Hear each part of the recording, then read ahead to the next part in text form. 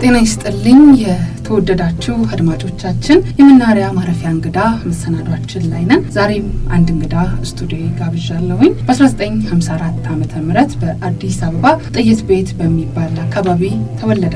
በ1960ዎቹ የከፍተኛ 16 ኪነት ቡድን አባል በመሆንና በ1976 ዓመተ ምህረት ደግሞ ከህንጻ ኮንስትራክሽን ባንድ ጋር በመስራት አገልግሏል። በብዙዎቻችን ህይወት ውስጥ የራሱ ቦታ ያለው የተወደዱ አልበሞችን ያበረከተልን ዝነኛ አርቲስት ነው። ከሌሎች ድምፃውያን ጋር በጋራ በመጫወትም ያበረከታቸው ስራዎች በርካታ ናቸው። እሱ ሲነሳ በብዙ አእምሮ ውስጥ የሚታወሱ እጅግ ተወዳጅነትን ያተረፉ ስራዎቹ መካከል ከምንጠቅሳቸው ውስጥ ተከለከላሉ፣ የአይኔ አበባ፣ ያያለ፣ ወርቀ ዘቦ፣ እስቲ ያልምዱልኝ፣ እሄዳለው፣ ድሬ፣ ያ ዘመን፣ ሙና፣ ዘምናኒት፣ ሰንደቅ ዓላማ፣ ለሰርጓ ተጠራው፣ ገልግለኝ፣ ፍቅርን ስሪበት፣ ተጓዥ ባይኔ ላይ እና ሌሎችም ልብን የሚሰርቁ አእምሮን በትዝታ ይዘው ጭልጥ የሚያደርጉ ምርጥ ስራዎቹ በጥቂቱ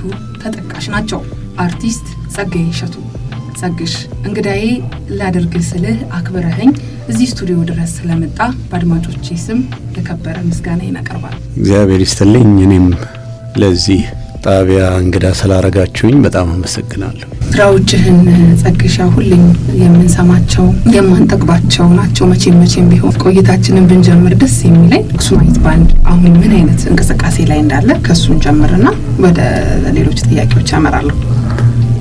አክሱማይት ባንድ እንግዲህ በ1979 ዓመተ ምህረት የተመሰረተ ነው። በአምስት ወጣቶች ነበርና አይደል ያኔ። ስለዚህ በአምስት ወጣቶች ነበር የተመሰረተው። እንግዲህ የጊዜና የስራ እንደገና ደግሞ ያለ መግባባትም በመሃል በመፈጠሩ ተበታትነን አክሱማይት ባንድ መጨረሻው የጸጋዬ እሸቱ ሆነ። ባልታሰበና ባልተጠበቀ ሁኔታ ነው ይሄ የሆነው እና አክሱማይት ባንድ አሁን ያለበት ደረጃ ያው እኔ ባለውበት ደረጃ መገመት ይቻላል። የተለያዩ ስራዎች እንሰራለን፣ ሰርግም እንሰራለን፣ ኮንሰርቶችም እንሰራለን።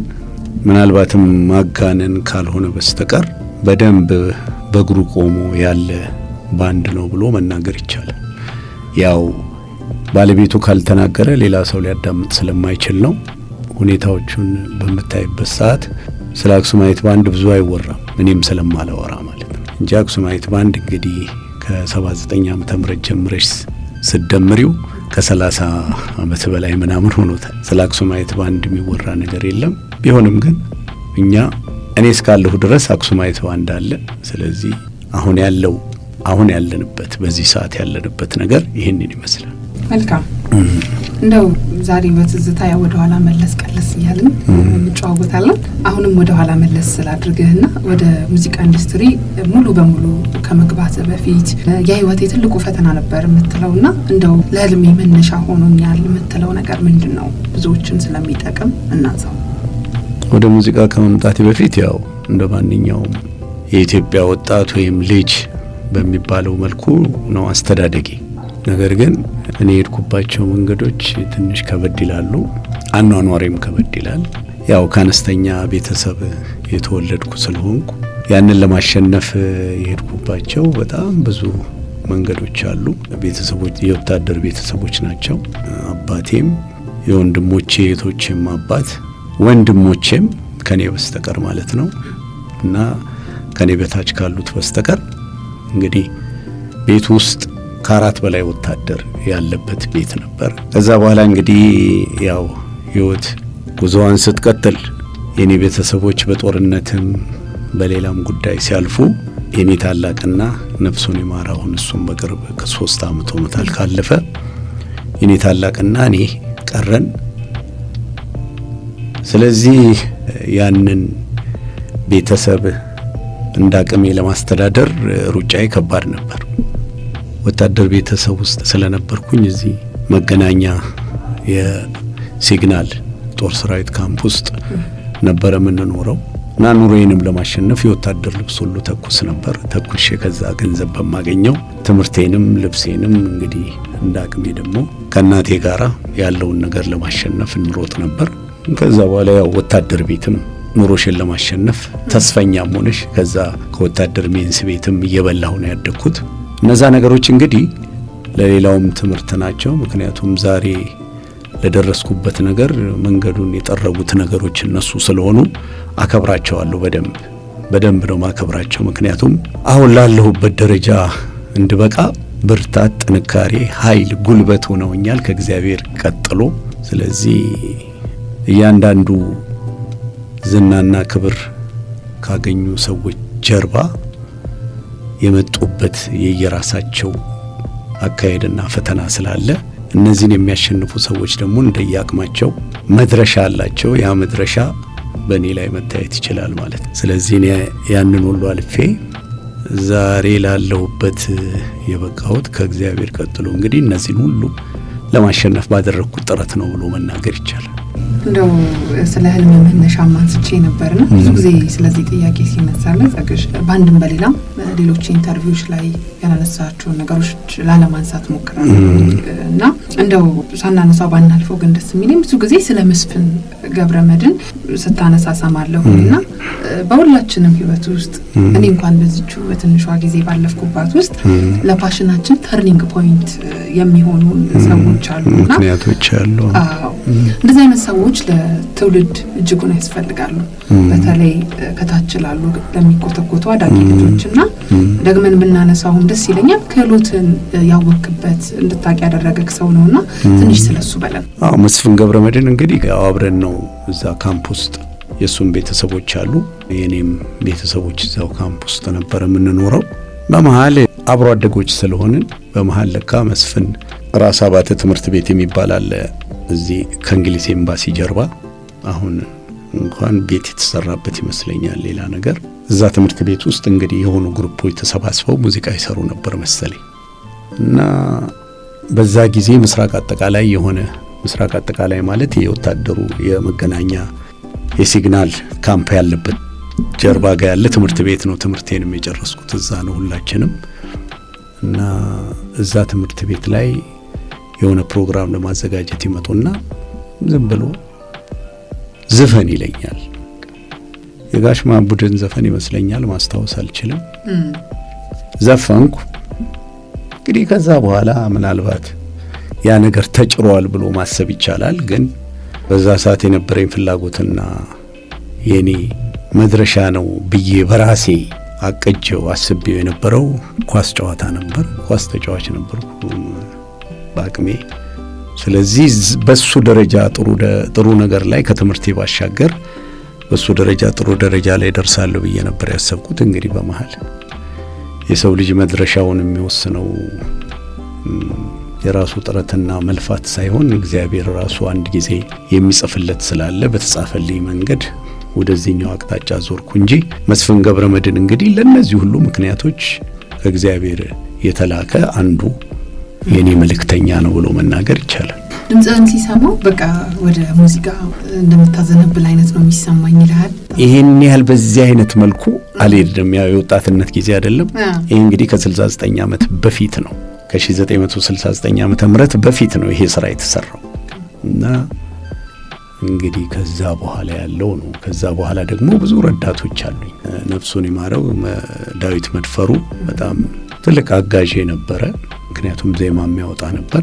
ከዛ በተረፈ ደግሞ ዛሬ በህይወቴ ውስጥ ያሉትን ትላልቅ ዘፈኖች የፈጠረልኝ ደግሞ ደረጀ ተፈራ አለ። የኤክስፕረስ ባንድ ቤዚስት ነው። የከፍተኛ 16 ኪነት ማሲንቆ መቺ ነው። ዜማ ውጪ ነው። የኔ ሰው ተፈራ ወንድም ነው እና እነዚህ ሰዎች ለእኔ እዚህ መድረስ ትልቁን ድርሻ የወሰዱ ናቸው። ከዚህ በተረፈ ደግሞ እንግዲህ ዞረን አንዱን ካንዱ ጋር ያገናኘን ስለምንሄድ 1969 ዓመተ ምህረት ነው ወደዚህ ሙያ ገባሁ የሚል መንገድ ያየሁት ብዬ ነው ማስበው። ምክንያቱም በዛ ዘመን የደርግ ዘመን ነው፣ የዓለም ወዛደሮች ቀን ነው። ለዛ ከየቀበሌው ተመርጠሽ ያው ትሄጃለሽ ሰልፍ ስቴጅ ደግሞ በየሰልፉ ላይ ደግሞ የሰልፉን ሰዎች የሚያሟሙቁ በልምድም ዝም ብሎ በቃ ያው የሚያነሳሱ አይደሉ። ከነዛ መሀል እኔና ዳዊት መድፍ አንዱ ነበርን እና ይሄንን እያልን ነው እንግዲህ የከፍተኛ 16 ኪነት ካሳ ዘለቀ የሚባል እሱም ነፍሱን ይማረው አልፏል። እሱ ነው እንግዲህ ከዛ በኋላ የመረጠን። ከዛ በኋላ ነው ከፍተኛ 16 የገባ ነው። ከፍተኛ 16 ደግሞ ከገባን በኋላ ያው የከፍተኛ 16 ኪነት ሆነን ማለት ነው። እንግዲህ አሁን ኪነት ስንሆን ምናልባት በዛ ሰዓት አንድ የሆነ ተፈጥሯለን ማለት ነው። በዛ መካከል ደግሞ የከፍተኛ 16 ቀበሌ ኪነቶች ውድድር ተጀመረ እና በዛ ውድድር ላይ ዳዊት መድፈሩን ምልሽ አንደኛ ነው የወጣው በውድድሩ ላይ ኪሮስ ደስታ የሚባል እሱም ሞቷል። ያው ዳዊትም አልፏል። እሱ ደግሞ ሁለተኛ ነው የወጣው፣ እኔ ሶስተኛ ነው የወጣሁት እንግዲህ በዛ ጊዜ። ስለዚህ አሁን እነዚህ ነገሮች ለኔ መንገድ ከፍተዋል። ከዛ በኋላ የመሰረተ ትምህርት ዘመቻ መጣ በ1971 ዓመተ ምህረት። በዛ ጊዜ የመሰረተ ትምህርት ዘፈን እንደ መዝሙር ተዘመረ። የዛን ዘመን ላይ እኔ የዘፈንኩት አይኖሩም የማያነቡ አይኖች የሚል ዘፈን ዘፈንኩና ከዛ በኋላ እንግዲህ ነው ዘፋኝ ለመሆን ውስጤ የተገፋፋው ብሎ ማለት ይቻላል። ከዛ በፊት ወጣ ገባ ነበር፣ ምክንያቱም ኳሱ ይጫነኝ ነበር እና ከዛ በኋላ እንግዲህ ተጀመረ። አሁን የደረስኩበት ህይወት ላይ ለመድረስ የመጀመሪያው መንገድ ወይም እርምጃው ተጀመረ የሚባለው በዛ መልኩ ነው። ለማንኛውም ግን ካነሳሽው ነጥብ ላይ የምነሳው የዚህ ህይወት የመነሻዎች እነዚህ ሰዎች ነበሩ። ዋናው በቃ መንገድ ከፋቾቼ እነዚህ ነበሩ። ከመስፍን ገብረመድን፣ ዳዊት መድፈሩ፣ ደረጀ ተፈራ በጣም ለኔ እዚህ መድረስ ከፍተኛውን ድርሻ የያዙ ናቸው ብሎ ማለት ይቻላል። የመጀመሪያ ስራህም ነውና አይኖሩም የማይጽፉ ጣቶች፣ የተማረ ያስተምር፣ ጥቅምን ተመርኩዞ፣ መሀይምነት ይጥፋ፣ የጨለማ ጉዞ የተሰኘው ስራና ትልቅ ስራ ነው። ትልቅ መልእክትን የያዘ ነው በውስጡ። ስቲል አድማጮች ራሱ ከሌሎች ስራዎች በበለጠ ይሄኛውን ያውቁታል የሚል አመኔታ የለኝም። በጣም ቆንጆ ስራ ነው። እኔ በበኩሌ በጣም የምወደው ሙዚቃ ነውና እንደው ጸግሽ ድጋሚ ላስቸግረን ነው ትንሽ ብትገባልን ደስ ይለኛል፣ አድማጮች ቢያስታውሱት። በእኔ ትውልድ ጊዜ ያለ ያስታውሰዋል። ያው ምክንያቱም ያሳለፈው ነገር ስለሆነ በዛ ሰዓት ነጻይ ማንበብና መጻፍ ዘፍነዋል። ሌላ አንድ ደግሞ ሲራክ የሚባል አለ ማለት ምናምን የሚል አንድ የመሰረተ ትምህርት ዘፈን ዘፍነዋል። ስለዚህ በዛ ጊዜ እነዚህ ዘፈኖች ነበሩ በከተማ ውስጥ የነበረ ጉልበት የነበራቸው።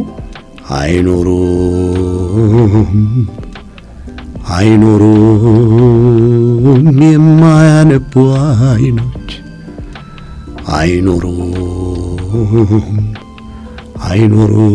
አይኖሩም የማይጽፉ ጣቶች፣ የተማሪ አስተምር ትግልን ተመርኩዞ፣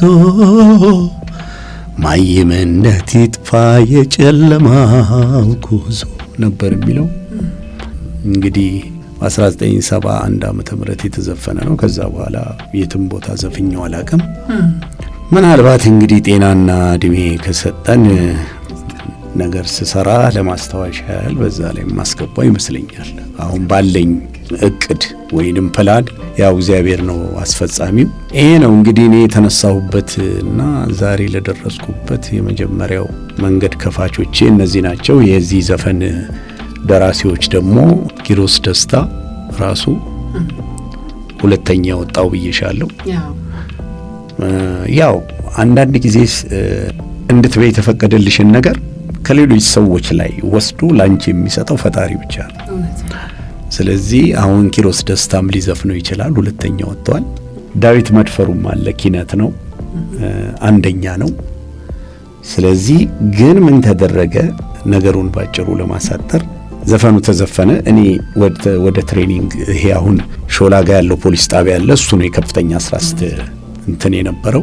እዛ ጋር ስገባ እነዚህ ኪሮስና ጥላውን አክሊሉ የሚባል ነው ክራር መቼ ነው ከሱ ጋር እየሰሩ እንትን ሲሉ ስገባ ናስቲ ሞክረው አሉኝ። እንግዲህ ስለተፈቀደ ማለት ነው። ሞከርኩት። ዳዊት መድፈሩም መጣ ወደ ጥናት ሲመጣ እሱንም አስሞከሩት። ከዛ በኋላ የከፍተኛ 16 ሊቀመንበር ቺፍ ተስፋዬ ነበር የሚባለው። እሱ ማታ ይገመግማል ተባለ። ማታ ሲገመገም ዳዊትም ዘፈነው እኔም ዘፈንኩት። አይ ጸጋዬ ነው መዝፈን ያለበት። እንግዲህ ይኸውልሽ አሁን ለደረስኩበት ነገር እነዚህ ሁሉ በጣም ትልልቅ ፖይንቶች ናቸው። ወሳኝነት አላቸው። ስለዚህ በዛ መልኩ ያ ዘፈን እኔ ዘፈንኩት። ከዛ በኋላ ለእኔም እዚህ መድረስ እነዛ ምክንያቶች በጣም እግዚአብሔር ይሁን ያለውን ነገር ነው እንግዲህ የፈቀደልኝ ብዬ ነው ማስበው። በጣም ልክ ነው። በዚህ አጋጣሚ አድማጮቻችን እኛም እንጋብዘዋለን የኛውን ስራ በሱ የሚሰሙት ይሆናል። በትዝታ ወደ ኋላ መለስ ስላርጋ አሁንም ጸግሽ እንደው በወጣትነት ስታፋጭ አስደንጋጭ ነበርክ። መንገድ እየሄደች የነበረች አንዲት ወጣት ራሱ ደንገጥ ብላ ቆማ የቀረችበት አጋጣሚ ነበር ተብያለሁ። ከቅርብ ወዳጅ እስቲ ማን እንደሆነ ትገምታለህ? እውነትስ ነው ወይ ታስታውሳለህ? ይሄን ለማስታወስ ትንሽ ቸግረኛል፣ ግን ድምጽ እንዳለኝና እንደሌለኝ በዛ ዘመን አላስብም ነበር። ግን በጣም አፏጭ ነበር እና ያው በየሰፈራችን ደግሞ ወጣቶች ቁጭ የሚሉበት ወይም ድድ ማስጫ የሚባል ነገር አለ በየቦታው። እዛ ጋር ስንሰበሰብ በቃ የተሰበሰቡት ልጆች ሁሉ የኔን ፉጨት ነው የሚያዳምጡት። ከዛ ከፉጨት በኋላ ነው እንግዲህ መስፍን ገብረመድንም እንድዘፍን ያደረገኝ ብዬ ነው ማስበው። መስፍን ደግሞ ብዙ ታለንት ነበረው፣ እንደኛም ሁሉ ይዘፍን ነበር። ግን ያው ሰው የተፈቀደለትን አይደለም ይበላው። እሱ ሌላ ፕሮፌሽን ላይ ሄደ። እኔ ደግሞ እሱ ወስዶ በዚህ በኩል ሂድ ባለኝ በኩል መጥቼ አሁን ዛሬ እግዚአብሔር የፈቀደበት ደረጃ ላይ ደርሻለሁ። እና ዘፈን መስፈን ስጀምር የፉጨቴ አቅም ቀነሰ፣ ግን አፏጫለሁ። አሁንም አንዳንዴ በቃ ሲመጣልኝ ሳፏጭ የተለየ ሰው መኪና ውስጥ ካለ ዞሮ ያየኛል። ምክንያቱም በዚህ ልክ ይሆናል ብሎ ስለማያስብ ብዙ አሁን ነፍሱን ይማረው ጋሻ ለማየሁ እሸቴም ያፏጭ ነበር። አሁን እንዲያውም በማፏጨትም ሁሉ የተቀረጸው ነገር ያለ ይመስለኛል። ግን እኔ አሁን ላፏጭ ብል እንትን የሚል ይመስለኛል። ማሞጠቡጥ ነው ይመስለኛል። ምክንያቱም ደግሞ ፉጨት ምን ይሆናል መሰለሽ፣ ፈልጎ ራሱ ዘፈንም ፈልገሽ ስትዘፍኝ ነው ልክ እንጂ ከተገፋሽ አድርግ ከተባልሽ ለጥንቃቄ ስትይ ብልሽቱ ይበዛል። በዚህ መልኩ ነው ፉጨት ነበር በደንብ ማፋጫው። ወላ ማን ነው ምስራቅ አጠቃላይ እየተማርንም ማት ሰው ተሰብስቦ የኔም ፉጨት በረፍት ሰዓት ላይ ነበር የሚያዳምጠው። ከዛ በኋላ ነው እንግዲህ ወደ ድምጽ እየተቀየረ እና እንዳቅሜ ዛሬ ለደረስኩበት ነገር የደረስኩት። ትንሽም ደግሞ ታታሪ ነኝ። ለመድረስ የምፈልግበትን ነገር ለመድረስ ምንም ስንፍና የለኝም። እንኳን ያኔ ዛሬም በጣም ድርቅ ያለ አስተሳሰብ ያለኝ ነኝ። የምፈልገው ነገር አለ። የምፈልገው ነገር ቦታው ሳይደርስ ዝም ብዬ ዘፈነ ለመባል ብዬ ለመዝፈን ጉጉት የለኝም። ምክንያቱም ከዘፈንኩ ካልቀረ በቃ እውነት የሆነ ነገር በቃ ዛሬ ለደረስኩበት ነገር ያደረሰኝ ያ ነገር ይመስለኛል። ምክንያቱም ተከራካሪና ደረቅ ነኝ። ምክንያቱም በቃ ጥሩ ነገር ለማግኘት፣ ጥሩ ነገር ለመስራት፣ ጥሩ ነገር እኔ ተደስቼበት አንቺ እንድትደሰች ለማድረግ የምሞክራቸው ነገሮች ናቸው። እንዲያውም በጣም ትንሽ ነገር ብቻ ሰርቼ እስከ ዛሬ እንድቆይ ያደረገኝ እና የሰራኋቸውም ስራዎች ከደራሲዎቹና ከዜማ አውጪዎቹ ባሻገር የኔም ጥረት ያው ዘመን እንድንሻገር አደረገን። ምክንያቱም እነሱም እግዚአብሔር ፈቀደ፣ እግዚአብሔር ይስጣቸው፣ የተሻለና ዘመን ተሻጋሪ የሆኑ ነገሮች ናቸው የሰጡኝ። ቅድም ደረጀ ተፈራ ብዬሻለሁ። ደረጀ ተፈራ ማለት አባይ ነጋዴ እሄዳለሁ ሐረር ለሰርጓ ተጠራው አንቺ ቀናተኛ ፍቅር ስሪበት፣ ያንተ ያለ ገልግለኝ፣ ዶሴው ይውጣ፣ አላስገድድሽም፣ ያ ዘመን እንዳረሳበት ብዬ ብዙዎቹ በሌሎቹ አልታወቅኩም ለማለት አይደለም። ብዙዎቹ የታወቅኩባቸው ዘፈኖች የደረጀ ዘፈኖች ናቸው፣ የደረጀ ዜማዎች ናቸው። ብዙዎቹ ደግሞ ግጥሞች የጸጋዬ ደቦጭና የይልማ ገብረአብ ናቸው። ጥቂት ሰዎች በመሃል የሚቀላቀሉ ሰዎች ቢኖሩም፣ ስለዚህ የእነዚህ ሰዎችም አስተዋጽኦ ነው እንግዲህ ዛሬ ለደረስኩበት ደረጃ በቀጥታም ሆነ በተዘዋዋሪ እንድደርስ ያደረገኝ ከእግዚአብሔር ቀጥሎ የእነዚህ ሰዎች እጅ ረዥም ነው ለኔ እድገት ማለት ነው። ስለዚህ ክብሩን ይውሰዱ በቃ ብዬ ማለት እችላለሁ። አሜን። እስቲ ዶሴው ይውጣል እንምዘዘውና ለኔ በጣም የሚገርመኝም ስራ ስለሆነ ነው። እስቲ ዶሴው ይውጣ የምጠየቅበት ወንጀሌን ሳላውቀው እኔ ያልቀጣበትና በእውነተኛ ታሪክ ላይ ተመርኩዞ የተጻፈ ነው የሚመስለኝ እኔ ለራሴ ሳዳምጠው አድማጭና ስለሱ ስራ እስቲ ማለት የምትፈልገው ነገር ካለ በዚሁ አንስተ ነው ብናልፍ። ማለት የምፈልገው ምን መሰለሽ፣ ዘፈን እንደ ተርጓሚው ነው የሚተረጎመው። ደራሲው የሚነሳበት ነገር የራሱ አለ። ዘፋኙ የሚያዳምጠውና የተቀበለው የዘፈነበት ግጥሙን ተቀብሎ የዘፈነበት ደግሞ የራሱ ፍቺ አለው። አድማጭ ደግሞ የራሱ ትርጉም አለ። ስለዚህ ሁሉንም እንዳመጣጡ መያዝ ነው የሚያስፈልገው ብዬ አምናለሁ። አሁን በቅርብ ጊዜ እንኳን ከሰማሁት ጸጋዬ ደቦጭ ከዚህ በፊት ከሌላ ዘፈን ጋር ትርጉም ሰጥቶት ነበር። አሁን ደግሞ በዚች በ3 እና በ4 ሳምንት ውስጥ ደግሞ የሰማሁት ሌላ ነገር ሆነ። ምንድነው? ትርጉሙ ነው የምልሽ። የዘፈኑ ትርጉም ሌላ ነገር ደግሞ ቀረበ።